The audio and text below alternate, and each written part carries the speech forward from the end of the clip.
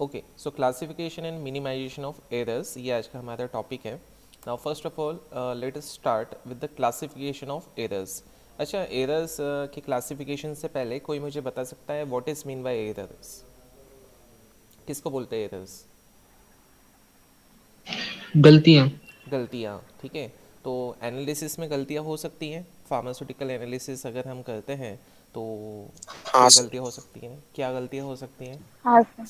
Sir weighing में कुछ अपन आगे पीछे कर सकते हैं, या राइट. फिर कोई ऐसा सॉल्यूशन लिया हो जिसमें थोड़ी बहुत अपन ने जो क्वांटिटी लेना था वो थोड़ा कम ज्यादा हो गया हो। Exactly, there are so many errors which can be performed by the analyst. Okay, so वो एनालिस्ट अगर एरर्स लेके आता है तो that is affecting our result, and if our results are gets affected by any kind of error, तो we can not trust that results.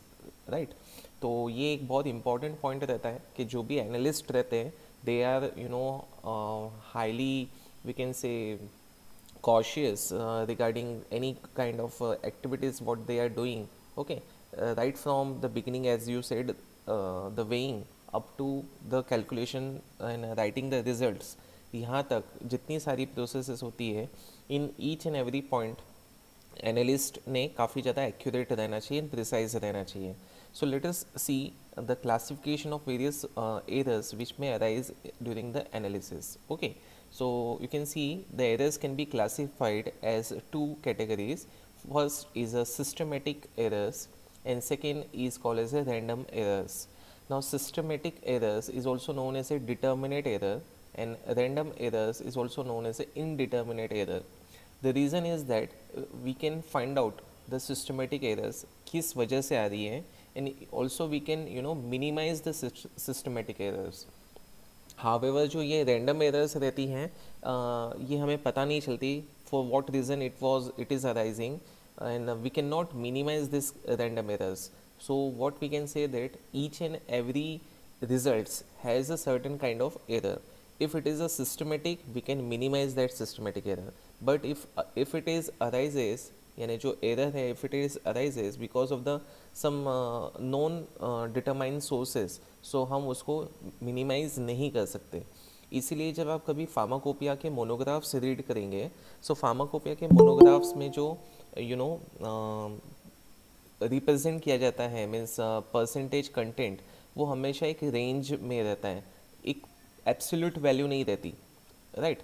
Means अगर आप pharmacopoeia में देखेंगे कि पैरास्टोमोल का कितना परसेंटेज कंटेंट होना चाहिए, तो they have written that the paracetamol percentage content should be in a range of 98.02% 202 point something percent, मतलब एक रेंज दी रहती है. इस रेंज में परसेंटेज आने चाहिए इस पर्टिकुलर इंग्रेडिएंट के. तो इसीलिए क्यों रहती है रेंज? तो रीज़न इज़ दैट कुछ रैंडम एरर्स रहती है जो मिनिमाइज नहीं हो सकती. ओके, बट सिस्टमेटिक एरर्स नहीं आनी चाहिए आपके एक्सपेरिमेंट्स में. अब ये जो सिस्टमेटिक एरर्स है, that may be arises because of the some problems in the procedures, in the reagents, in the instruments, or any methods. So on the basis of all this thing, we can further subclassify the systematic errors as a operational error and personal error, instrumental error and reagent error, errors of the method, additive and proportional errors. ठीक है. तो आपने systematic errors को भी सब classified कर दिया. अब नाम देखिए सब, तो नाम आपको सिग्निफाई कर रहे होंगे कि क्या है, रीज़न क्या है एरर्स का. So operational and personal error, it indicates that किसी जो प्रोसेस हम कर रहे हैं उस ऑपरेशंस में एरर आ रही है. जैसे अभी किसी ने कहा कि वेइंग में अगर आप प्रॉपरली नहीं करते तो वेइंग की वजह से एरर आ सकती है. पर्सनल एरर आ सकती है, फॉर एग्जांपल टाइटरेशंस वगैरह हम करते हैं, तो टाइटरेशंस में किसी की कलर ब्लाइंडनेस का प्रॉब्लम है, तो कलर ब्लाइंडनेस की वजह से वो जो कलर चेंज है फिनोफ्थलीन का, वो परसीव ही नहीं कर पा रहा है पर्सन, तो that may be a personal error. Instrumental error, आपका जो वेइंग बैलेंस है वो ही कैलिब्रेटेड नहीं है, आपके जो एपरेटस है वो कैलिब्रेटेड नहीं है, तो इंस्ट्रूमेंटल एरर्स भी आ सकती है. रिएजेंट जो है that is of not high quality, हमने जो रॉ मटेरियल यूज़ किया है, फॉर एग्जांपल फिनोफ्थलीन, या फिर हमने जो पीएचपी यूज़ किया है उसी में मॉइस्चर प्रेजेंट है, तो that may lead to a reagent errors. Errors of the method, sometimes you can see various titration procedures are available: acid base titration, redox titration, complexometric titration, precipitation titration. अब for example हम Na2CO3 की बात करें, सो अब question create होता है Na2CO3 को हम एसिड बेस टाइट्रेशन से परफॉर्म करें या Na2CO3 को हम प्रेसिपिटेशन टाइट्रेशन से परफॉर्म करें, है ना।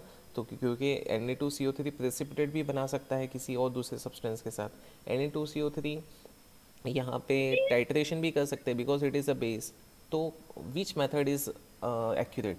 सो अगर हमने सपोज गलती से कोई दूसरी मेथड यूज़ कर ली which is leading to so many errors, तो हम again leading to a fault result. Okay, so इस केस में हमको एरर्स ऑफ द मेथड मिलती है। एडिटिव एंड प्रोपोर्शनल एरर्स भी रहती हैं। So let's start in detail what are these different types of error। तो सबसे पहला जो एरर है that we call it as a systematic error में पहली category operational and personal errors. So you can see by definition what is the operational and personal error. The individual analyst is responsible and are not connected with method और procedure. तो इस तरीके की error के लिए कौन responsible है? So it is nothing but a individual. Okay, so जो इंडिविजुअल है वही रिस्पॉन्सिबल रहता है इस तरीके की एरर के लिए। The errors are mostly physical in nature and occur when a sound analytical technique is not followed. ठीक है, तो ये एरर्स को फिजिकल एरर्स भी बोला जाता है। और ये जनरली कब होती हैं? जब आप क्या नहीं फॉलो करते, when you don't follow a sound analytical techniques. ठीक है, now what is mean by sound analytical technique? It is nothing but proper analytical technique.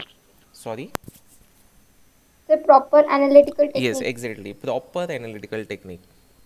ठीक है, अब प्रॉपर एनालिटिकल टेक्निक्स में क्या रहता है? सबसे पहले हम सपोज वॉल्यूम की बात करते हैं। Now all of you know how to perform the titration. तो टाइटरेशन परफॉर्म करने के बाद you have to measure you know the volume that is consume in that titration.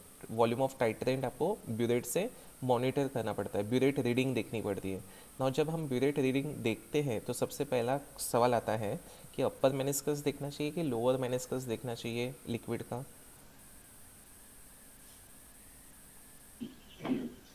Sir lower meniscus देखना चाहिए। एग्जैक्टली, तो लोअर मेनिस्कस दिखना चाहिए। ठीक है, अब यहाँ पे प्रॉब्लम आ सकती है। कुछ लोग ना उसके ऊपर फोकस ही नहीं करते, they don't focus on the lower meniscus. Similarly जब कोई वॉल्यूम प्रिपेयर करना पड़ता है वॉल्यूमेट्रिक फ्लास्क में, जैसे आपको 1 मोलर NaOH सॉल्यूशन प्रिपेयर करना है, so you know volumetric flask also contain a single mark and वहाँ पे वॉल्यूम मेकअप करना है ना, अप टू दैट 1000 ml और 100 ml जो भी वॉल्यूमेट्रिक फ्लास्क का कंटेंट है। तो अगेन वहाँ पे भी आपको लोअर मेनिस्कस ही फॉलो करना है। सो ये एक प्रॉब्लम है, बहुत सी बार लोग फॉलो नहीं करते and that may lead to you know errors. So what are the different example other than this? So first example is you can see the mechanical loss of a material. First is what? The mechanical loss of a material in a various step of analysis. अब ये क्या होता है? Suppose आप weighing कर रहे हो, weighing करते वक्त कुछ मटेरियल जो ट्रांसफ़र करना था आपको वो प्रॉपरली ट्रांसफ़र नहीं हुआ कोनिकल फ्लास्क में एंड कुछ है ना लॉस हो गया बाय डिफ़ॉल्ट। तो ये क्या हो गया? जो अमाउंट हमने ट्रांसफ़र करना था कोनिकल फ्लास्क में अब वो ही हम कम्प्लीटली ट्रांसफ़र नहीं कर पा रहे, तो ये लॉस हो गया, मैकेनिकल लॉस। तो this may be lead to operational errors. Next is under washing and over washing of the precipitate. Now this happens in case of the gravimetric analysis. ये कहाँ पे होता है? ये ग्रेविमेट्रिक एनालिसिस में होता है कि ग्रेविमेट्रिक एनालिसिस में क्या करना पड़ता है, जो आपका प्रेसिपिटेट फॉर्म होता है उसको वॉश करना पड़ता है after it's formation. Now under washing नहीं होना चाहिए एंड ओवर वॉशिंग भी नहीं होना चाहिए। Now what is the reason? क्योंकि देखो ग्रेविमेट्रिक में हम क्या करते हैं, प्रेसिपिटेट को वेई करते हैं। ना प्रेसिपिटेट कंटेन्स सम इम्प्योरिटीज़। ठीक है, तो अगर आपने वॉश नहीं किया मीन्स कम्प्लीटली प्यूरीफाई नहीं किया उस प्रेसिपिटेट को वॉश करके, तो what will happen, the precipitate में contain some impurities. So under washing, अगर अंडर वॉशिंग हो जाती है तो अंडर वॉशिंग में lead to a presence of impurities in the precipitate. And अगर ओवर वॉशिंग हो जाती है, so what will happen, over washing हो गई तो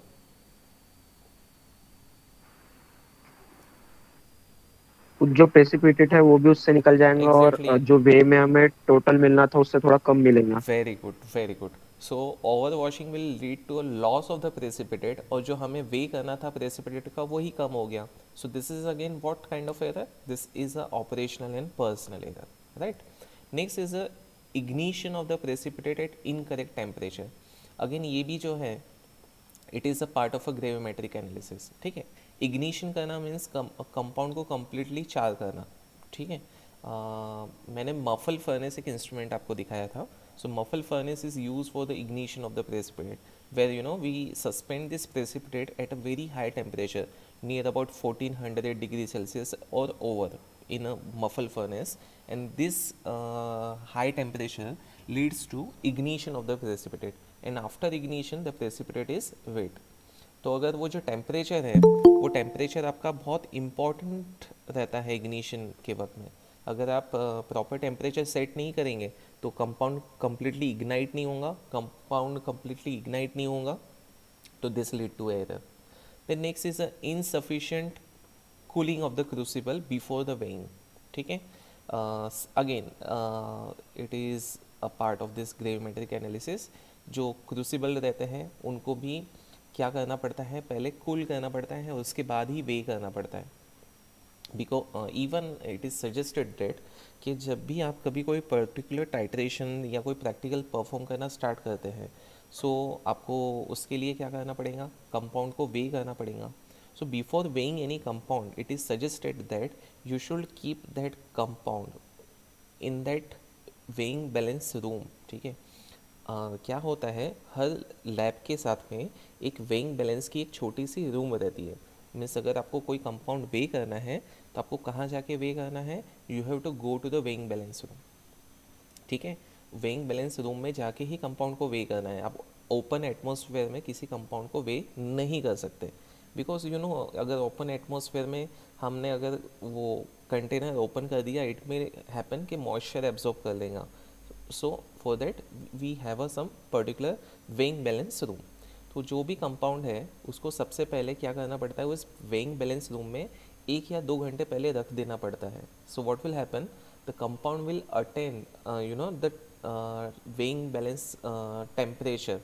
तो दैट इज सजेस्टेड, ये लेकिन फॉलो नहीं करते and that may lead to error. Then next is allowing hygroscopic material to absorb moisture during the weighing, ये हो जाता है बहुत सी बार। Then use of a reagent containing harmful impurities, ठीक है। सो अगर ऐसे रिएजेंट्स यूज़ करते हैं जिसमें इम्प्योरिटी है, so naturally that will lead to you know errors. So ये सारी एरर्स जो अभी हम बात की है सब कौन सी एरर्स है? These are all called as a operational and personal errors. Personal errors. Personally, Next, second, instrumental and reagent errors. Again, name is suggesting the errors are arises because of the faulty instrument. Now, what is mean by this faulty instrument? So, faulty instrument means balance आपका जो है वो properly क्या नहीं है, calibrated नहीं है. You can see the use of uncalibrated or improperly calibrated weights, or even in case of these gravimetric apparatus, your porcelain should be graduated, okay. Even आपके जो apparatus रहते हैं, volumetric flask, pipettes, measuring cylinder, ठीक है, वॉल्यूमेट और even burette, ये सब क्या होनी चाहिए, कैलिब्रेटेड होनी चाहिए। आप एक टेक्स्ट बुक देखेंगे, text book of quantitative analysis bye AI वोगल, तो AI वोगल ये जो बुक है क्वांटिटेटिव एनालिसिस की, इसमें आपको ये सारी प्रोसीजर मिल जाएंगे, how to calibrate all this apparatus glasswares, और उसमें कौन कौन से ग्लासवेयर हम एनालिसिस में यूज़ करते हैं खास करके। So we use pipette, we use burette, ठीक है। इसके अलावा we also use volumetric flask, ठीक है। तो ये जो 3 मेन एपरेटस है, इनको आपको क्या करना चाहिए, कैलिब्रेट करना चाहिए बिफोर यूजिंग। सो अगर आपके एपरेटस कैलिब्रेटेड नहीं है, so that may lead to errors, है ना। कैलिब्रेटेड होना मतलब क्या होता है, किसी को डाउट है क्या ये वर्ड पे, कैलिब्रेटेड मतलब क्या, सबको समझता है कैलिब्रेट का मतलब? प्रॉपर मेजर उसका, एक्यूरेट। हाँ, एक्यूरेट मेजर होना चाहिए। कोई सोने चांदी का व्यापारी है क्या? आपके घर में कोई है क्या सोने चांदी वाले? हमारे साथ अभी कोई ज्वाइन हाँ नहीं हुआ। सर। कौन है? हाँ सर। सर मेरे भैया है। तुम्हारे भैया है निखिल के, है ना? तो फॉर हाँ सर। एग्जाम्पल ये जो है ना, रोहित, नहीं राहुल, राहुल नाम है ना आपका? कौन सर? हमारे साथ कौन ज्वाइन है, रोहित है या राहुल है, जो रोज़ सवाल पूछता है? रौनक है सर। रौनक, रौनक, ठीक है। तो रौनक है ना, उसको कुछ लेना है, फॉर एग्जांपल गोल्ड परचेस करना है, ठीक है। तो वो निखिल के पास जी गया। सर। निखिल के भैया के पास निखिल ने मिला दिया। रौनक ने 10 ग्राम गोल्ड परचेस कर दिया, ठीक है। अब उसने ना हाँ सर। वेइंग बैलेंस जो था रौनक, ये निखिल के भैया के पास में, उसमें 10 ग्राम तो एग्जैक्टली दिख रहा था। लेकिन आफ्टर सम टाइम जब उसने दूसरी जगह जाके वेट किया, तो उसको पता चला ये 10 ग्राम नहीं है, इट इज़ 9.50 ग्राम। क्या पता चला? How much it is? 9.50 ग्राम। तो कितना ग्राम कम हो गया उसको? 25 50 ग्राम। 50 ग्राम कम हो गया। तो ये क्यों हुआ ऐसा? द रीज़न इज़ दैट एक जगह का जो वेइंग बैलेंस है, उसका जो रीडिंग डिस्प्ले था वो कुछ अलग आ रहा है। दूसरी जगह का जो वेइंग बैलेंस है, उसका जो डिस्प्ले है वो अलग आ रहा है। सो गलती कहाँ है अभी? आइधर दोनों वेइंग बैलेंस में से एक वेइंग बैलेंस ऐसा है जो क्या नहीं है, प्रॉपरली कैलिब्रेटेड। कैलिब्रेटेड नहीं है। तो उसको कैलिब्रेटेड बोला जाता है, ठीक है। तो even there is a procedure how to calibrate the weighing balance. ये बाकी लोग ना अपना म्यूट कर दो mic.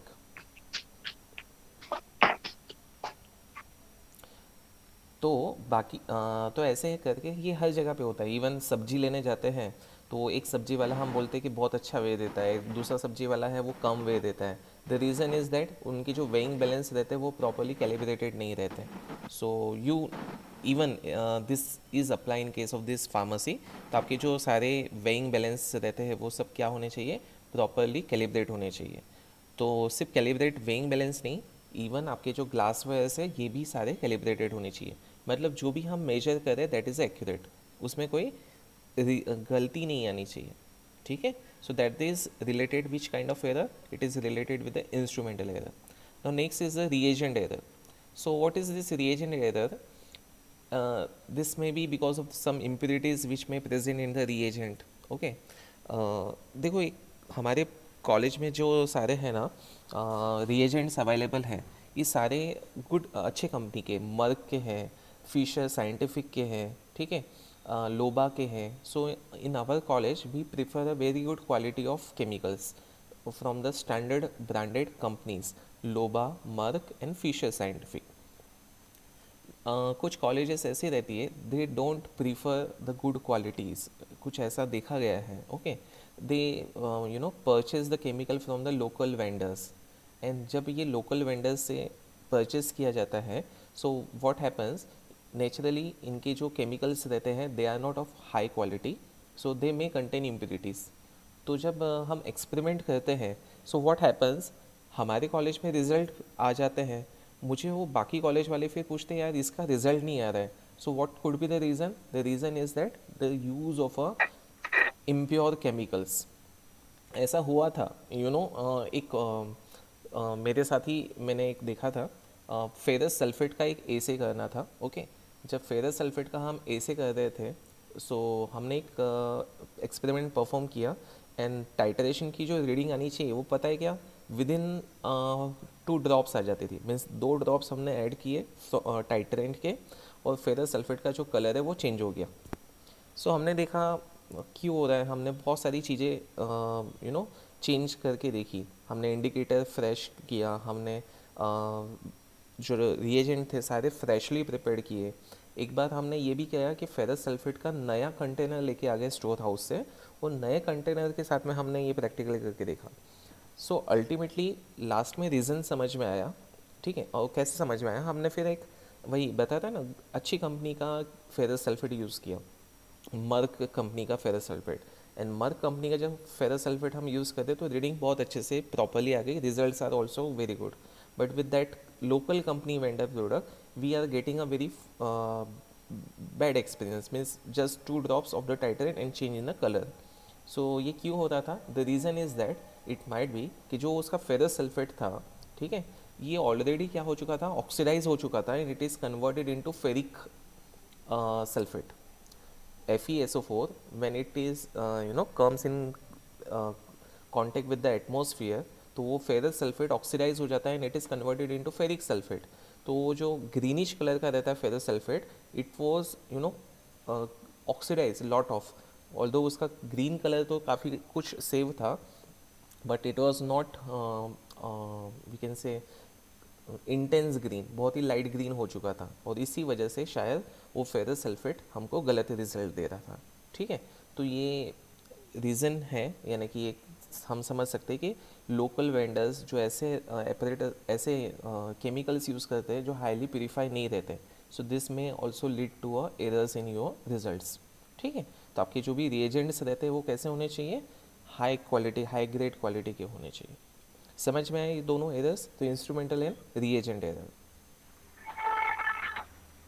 Any question in this?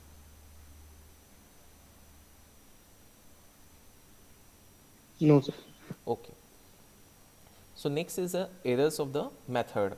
Now I told you हम एक ही प्रैक्टिकल को 2-3 अलग अलग तरीके से परफॉर्म कर सकते हैं। ठीक है, कि एग्जांपल एक NaCl है, तो NaCl का अगर आपको ऐसे करना है, so you have a 2 method, one is gravimetric analysis and second is the titrimetric analysis. ठीक है, नाउ व्हाट हैपन्स, बहुत सी बार ऐसा होता है, the gravimetric analysis comes to be very accurate, precise, however the titrimetric analysis are not found to be accurate and precise. So in that case अगर आप ऐसे परफॉर्म करते हैं by titrimetric, so this is leading to a errors। देखो, एक ही substance को ऐसे करने के लिए बहुत सारी मेथड्स रहती है। Now which method you will going to follow, that is also have its own importance. अगर आप एक ऐसी मेथड यूज़ करते हो एनालिसिस करने के लिए कि जो ज़्यादा एक्यूरेट है एंड ज़्यादा प्रिसाइज रिजल्ट देती है, तो आप अच्छे रिजल्ट मीन्स आपके जो रिजल्ट्स रहेंगे वो करेक्ट रहेंगे। अगर आप एक ऐसी मेथड यूज़ करते हो which is related with the errors, उसमें एरर्स काफ़ी ज़्यादा आती हैं, तो फिर आपके जो रिजल्ट्स रहेंगे वो इनकरेक्ट हो जाएंगे। So selection of the method is also very important. ठीक है, तो ये डिपेंड करता है अगेन आपका सैम्पल कैसा है, what are the availability you have. Okay, even nowadays अगर आप देखेंगे Indian pharmacopoeia, so still Indian pharmacopoeia you will find the titration methods are reported for the assay of so many compounds। हम ऐसा बोलते हैं आज की तारीख में कि इंस्ट्रूमेंटल मेथड्स काफ़ी ज़्यादा एक्यूरेट रहती है, काफ़ी ज़्यादा प्रिसाइज रहती है, फास्ट रहती है, सेंसिटिव रहती है, हम इतना सब कुछ बोलते हैं, लेकिन फिर भी अगर आप इंडियन फार्माकोपिया देखेंगे, सो इंडियन फार्माकोपिया में बहुत सारे ऐसे कंपाउंड्स है, मोनोग्राफ्स है, जिसमें आप देखेंगे titration is the method given by Indian pharmacopoeia for the essay of any compound. ठीक है, सो क्यों होता होगा ऐसा, क्योंकि जो रिजल्ट्स हैं वो टाइट्रेशन मेथड्स के ज़्यादा एक्यूरेट है, ज़्यादा प्रिसाइज है as compare to that of the instrumental method, इसीलिए इंस्ट्रूमेंटल मेथड्स नहीं रिपोर्ट की गई। ऑल्दो लेकिन फिर भी बहुत सारे कंपाउंड्स की अब टाइट्रेशन मेथड्स को रिप्लेस किया जा रहा है इंस्ट्रूमेंटल मेथड्स से। ठीक है, सो ये पॉइंट समझ में आया, what is the errors of the method. So this originate from the incorrect sampling and from incompleteness of the reaction, तो मेथड में प्रॉब्लम हो सकती है। ठीक है, you can see by this paragraph in gravimetric what happens, you have to follow so many steps like co-precipitation, post-precipitation, it may happens, okay, decomposition, volatilization of the weighing form on ignition, and precipitation of the substances other than intended one। so these are the reasons actually given, ये सब क्या दिए हुए हैं यहाँ पे, reasons दिए हुए हैं जिसकी वजह से एरर्स आती हैं। सो को प्रेसिपिटेशन, पोस्ट प्रेसिपिटेशन, डिकम्पोजिशन और volatilization of the weighing forms on ignition and precipitation of the substances other than the intended one, these all steps may lead to errors।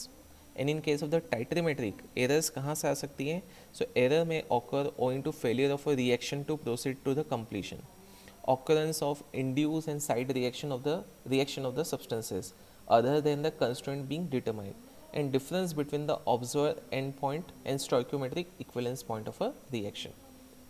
सो ये सारे रीजंस हैं जिसकी वजह से टाइट्रीमेट्रिक मेथड फेल हो जाती है. ठीक है, सो दो मेथड दी हुई है. ग्रेविमेट्रिक मेथड किस वजह से फेल होती है, so this are the reasons. And titrimetric analysis किस रीजन से फेल होती है, so that are given below its heading. ठीक है, any question here from this paragraph? कोई वर्ड आपको नहीं समझ रहा है, you can ask me. I am not even going in a deep what is each and every point means. हम हर एक पॉइंट को एक एक एग्जांपल के साथ में भी एक्सप्लेन कर सकते हैं. Still if you have sir any doubt. Stoichiometric equivalence यानी क्या है सर ये? देखो मैंने आपको बताया था कि जैसे हम टाइट्रेशन करते हैं, ठीक है, तो फॉर एग्जांपल हमारी रिएक्शन आपको याद है पीएच HCl वर्सेस NaOH की. देखिए, do you know the reaction between HCl and NaOH? जी सर. ठीक है, so if you take that reaction of HCl versus NaOH, तो आप कैसे लिख सकेंगे उस रिएक्शन को? You will going to write HCl when react with NaOH. ये आपको क्या देगा? NaCl NaCl plus OH H2O ना बेटा, H2O. Water. H2O.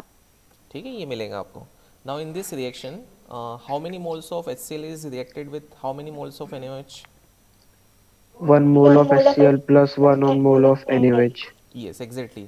You can see the 1 mole of HCl, okay, 1 mole of HCl, it is reacted with 1 mole of NaOH. ठीक है. NaOH. Now if I take 25 ml of HCl, so आपको कितने ml NaOH लगेंगे react होने के लिए?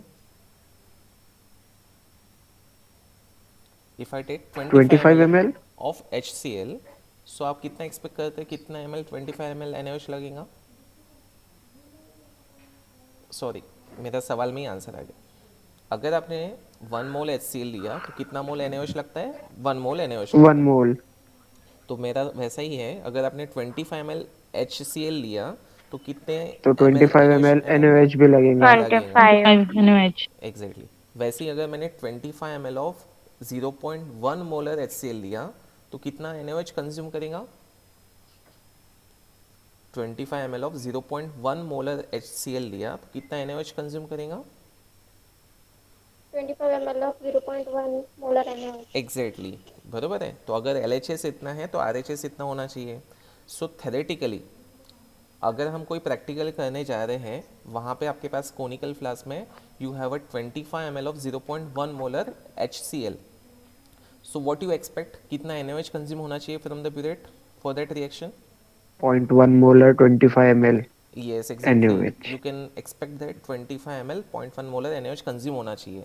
So this is called as a stoichiometric theoretical यानी equivalence point और the stoichiometric equivalence point. समझ में आया? जी सर. अब ये मैंने प्रैक्टिकली परफॉर्म किया, अब मैंने प्रैक्टिकली परफॉर्म किया and I found that the result is 45 ml. Result is 45 ml. तो क्या बोलेंगे इस केस में? सर एक सेकेंड, अभी आपने क्या बोले, फिर से रिपीट करो sir. You have a conical flask, okay. हाँ. एक बीकर मैंने बना दिया जिसके अंदर आपके पास में क्या है? HCl है. ठीक है, 25 ml. 25 ml HCl है, 0.1 मोलर वाला. अब उसमें क्या ऐड कर रहे हैं? What you are adding? NaOH. NaOH. ठीक है, तो कितना कंज्यूम होना चाहिए NaOH? What is the expectation? 25 ml. 25 ml. Expectation है. 25 of 0.1 NaOH. लेकिन जब मैंने प्रैक्टिकल परफॉर्म किया मुझे रीडिंग मिली 45 ml वाया टाइट्रेशन. सो क्या हो गया यहाँ पे? What happened here? Difference between the observed point and a stoichiometric equivalence point. हो गया ऐसा? Yes sir. I'm giving a one example. ऐसा अगर हो गया, so what you can say? ये टाइट्रेशन में एरर है. हाँ सर. ठीक है. Although HCl and NaOH में ऐसा नहीं होता है. HCl and NaOH में you will get the reading near about 25. Okay. But कुछ ऐसे कंपाउंड्स हैं जिनका आप ऐसे करने जा रहे हो वाया टाइट्रीमेट्री, और जो हम एक्सपेक्ट कर रहे हैं स्टोइकियोमेट्रिक एंड पॉइंट, और जो ऑब्जर्व एंड पॉइंट आ रहा है उसमें ज़मीन आसमान का फ़र्क हो रहा है, तो what we called this is a errors. अब क्लिक हो गया आपके दिमाग में, समझ में आया? जी sir. Yes, sir. So that is called the errors of the methods. ठीक है, हाँ सर, हाँ sir. Okay. So fourth one, the last one, additive and proportional errors. Now see what is mean by additive error. Okay, so additive error means the absolute value of an additive error is independent on the amount of the constraint present in the determination. See the example to understand in detail the additive error. The examples of the additive error are loss in a weight of a crucible in which a precipitate is ignited and errors in a weight. तो ये gravimetric analysis में होता है कि जो crucible आपने लिया है उसका ही वेट लॉस हो गया जब हम इग्नाइट कर रहे थे हमारे प्रेसिपिटेट को। सो ये क्या हो गया, हमारे कंपाउंड में एरर नहीं है, बट एरर किसकी वजह से आ गई, उस क्रूसिबल के वेट के लॉस होने की वजह से। So that's why this kind of error is known as a additive error. Additional, additive का मतलब क्या रिप्रेजेंट करता है, it is a additional error, है ना, जो आपके कंस्ट्रेंट की वजह से नहीं आ रहा है, जो आपके कंपाउंड की वजह से नहीं आ रहा है, ये किसकी वजह से आ रहा है, कुछ और एडिशनल रीजन की वजह से आ रहा है। So such a type of errors are known as a additional error. ठीक है, got this point? What, sir? Yes. Sir? Yes, So what is crucible? Crucible is nothing but एक फॉर एग्जांपल हिंदी में बोले तो आपकी कटोरी है, कटोरी के अंदर आपने एक प्रेसिपिटेट रख दिया और उसको हीट करे 1400 डिग्री सेल्सियस पे। ठीक है, अब वो कटोरी स्टील की है या कटोरी आपकी कॉपर की है या कटोरी पोर्सलिन की बनी हुई है, समझ में आ रहा? So crucible is nothing but a container which is going to hold your precipitate. तो उसका जो वेट है वो लॉस नहीं होना चाहिए, है ना, लेकिन अगर उसका वेट लॉस हो गया इग्निशन करते वक्त तो व्हाट विल हैपन, हमारे मेथड में एरर आ गई है, किसकी वजह से, not because of the compound, it is because of that crucible. So such a kind of error we can said as a additive error which is independent on the amount of constraint. You can see the error is independent on the amount of the constraint present in the determination. तो compound की वजह से नहीं आया, किसी और reason की वजह से आ गया। Next is a proportional error. Now what is a proportional error? The absolute value of a proportional error depends upon the amount of constraint present. अब ये जो एरर है ये कंस्ट्रेंट की वजह से आ रही है, मतलब कंपाउंड की वजह से आ रही है। See the example, impurity in the standard substance which leads to an incorrect value of molarity of the standard solution. So आपने जो PHP for example use कर रहे हैं as a primary standard for the standardization of sodium hydroxide solution, अब इस PHP में ही impurity है, इस PHP में ही impurity है और इसकी वजह से what is happening, आपने जो स्टैंडर्ड सॉल्यूशन बनाया है वही गलत हो गया। So such a type of error are called as a proportional errors. ठीक है, तो आपके सैंपल में कोई प्रॉब्लम नहीं थी, आपने जो सैंपल लिया था वो बरोबर है, सैंपल में कोई रीज़न नहीं है, but the error is arising because of the proportional substance. और प्रोपोर्शनल सब्सटेंस कौन सा है, वो स्टैंडर्ड सब्सटेंस है जो आप यूज़ कर रहे हैं। ठीक है, तो that kind of error is known as a proportional errors. So this error may be included in a reagent error. यहाँ पे जो एग्जाम्पल है वो क्या बता रहा है हमें कि proportional error is because of the impurity in a standard substance, so this may be included in a reagent error. So इस तरीके से ये चार एरर हैं, इस चार एरर्स को हम क्या बोलते हैं, सिस्टमेटिक एरर या डिटर्मिनेट एरर, और ये सारी एरर्स जो हैं हम इसको डिटरमाइन कर सकते हैं या मिनिमाइज कर सकते हैं। The next is a random errors और it is also known as a indeterminate errors.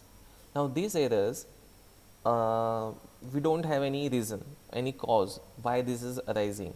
Okay, for example, suppose Nikhil is performing a titration. Okay, Nikhil has performed a titration of HCl versus NaOH और उसको reading मिल गई first time 24 ml।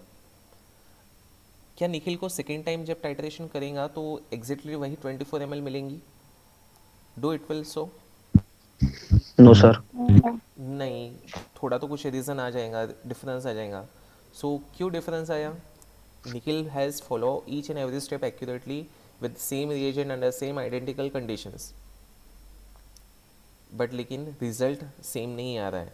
सो इसका कोई reason नहीं है. So that kind of errors are known as a random errors और indeterminate errors. Okay, so we cannot find out, we don't have any reason. So these errors manifest themselves by the slight variation that occur in a successive measurements made by the same observer with the greatest care under as nearly identical condition as possible. तो जो analyst है वो सब चीज़ें follow कर रहा है, same thing, same performance, everything is same, but still the result में वेरी समवेयर. एक बार 24 आया, दूसरी बार 24.1 आया, तीसरी बार 23.9 आया, हो सकता है चौथी बार 24 हो जाए, पांचवी बार 24.2 हो जाए. So such a kind of difference may be observed in case of the measurement. Okay, and second, they are due to the cause over which the analyst has no control and which in general are so intangible that they are incapable of analysis. ठीक है, सो हम इस तरीके से इस errors को क्या नहीं कर सकते, फाइंड आउट नहीं कर सकते. We can not determine what is the reason. ठीक है, एनी क्वेश्चन? तो हमने सारी एरर्स और इसका क्लासिफिकेशन अभी तक देख लिया. देख लीजिए सर. सर रैंडम एरर में जो वेरिएशन आएगा वो ज़्यादा नहीं होगा ना, मतलब बहुत मिनिमम होगा ना? हाँ, मिनिमम होगा, इसीलिए वो निग्लिजिबल है. एंड अगर वो डिटरमाइन नहीं भी होती तो हमें ज़्यादा फर्क नहीं पड़ता. तो you can see the classification of error, systematic error, that is called determinate error, and we need to minimize this systematic error. Random errors, indeterminate errors, and we can not minimise this error. इसीलिए random errors होने की वजह से हमें ज़्यादा फर्क नहीं पड़ता. ठीक है, सो ये पहली हमारी कौन सी थी? Operational and personal error. Second कौन सी है? Instrumental and reagent error. Third कौन सी है? Errors of the method. Fourth कौन सी है? Additive and proportional errors. And the second category that is a random errors. Yes sir, इसके ऊपर क्वेश्चन आता क्या, मतलब एरर इसके ऊपर पूरा पूरा इसके ऊपर 6 मार्क का 8 मार्क का क्वेश्चन आ सकता है. Classify error and how will you going to minimize the error. तो एग्जांपल भी रहेगा ना सर? सब कुछ आपको देना है, यानी क्लासिफिकेशन, एरर्स की डेफिनेशन, हर एक क्लासिफिकेशन के एग्जांपल्स. ठीक है, even later on will going to touch in the next lecture how will you going to minimize the error. ठीक है, ये हम नेक्स्ट लेक्चर में देखेंगे.